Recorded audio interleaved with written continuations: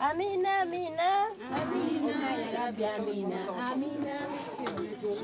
Annesi geçenlerde vefat etmiş. Allah rahmet eylesin. Zeynep Meri.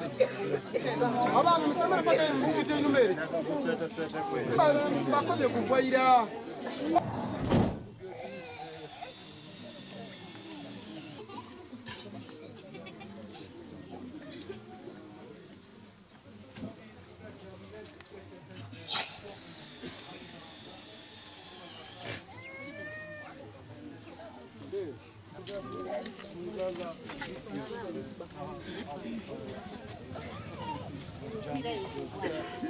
Ayrıca veda paketini bakaydı.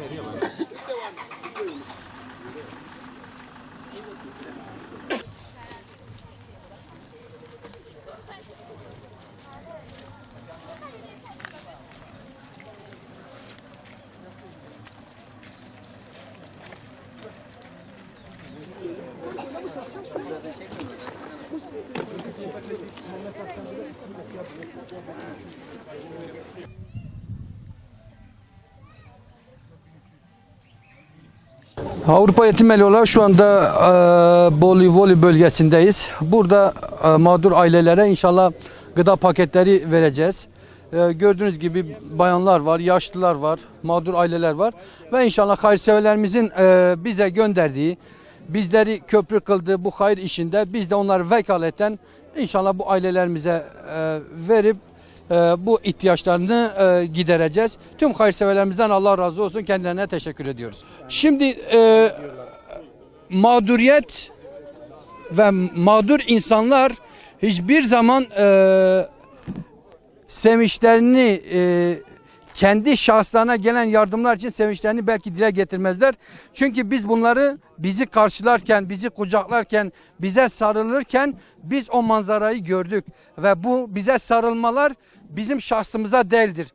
Bizim üzerimizdeki kurumun logosudur ve bu kurumu kendilerine köprü kılan hayırseverlerimize sarılmalarının işaretidir. Biz sadece dediğimiz gibi şahısız, aracıyız ve burada perde arkasında hayırseverlerimiz var. Buradaki mağdurların duaları bizim aracılığımızda hayırseverleredir. Ta 8 bin, 10 bin kilometre uzaktan tanımadıkları mağdur ailelere gıda paketleri gönderiyorsa demek ki bu insanlık ve Müslümanlık adına gerçekten takdir edilecek bir şeydir. Gene söylüyoruz. Hayırseverlerimize teşekkür ediyoruz. Allah-u Teala hayırlarını kabul eylesin. Olacak. Nasıl olacak? Kur'an-ı Kerim dağıtımı olacak. Ayrıca adak patikalarımız bunları olacak. Daha önce açılan su kuyularını nasıl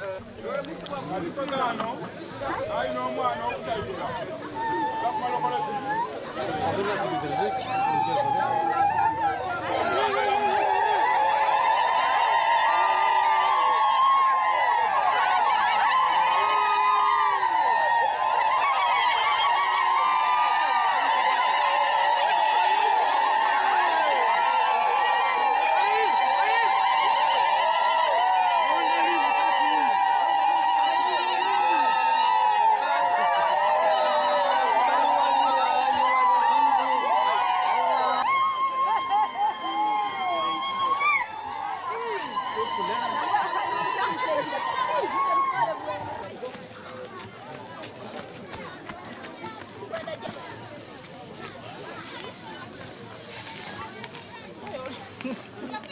Hindi na pa na, hindi ko na wala ko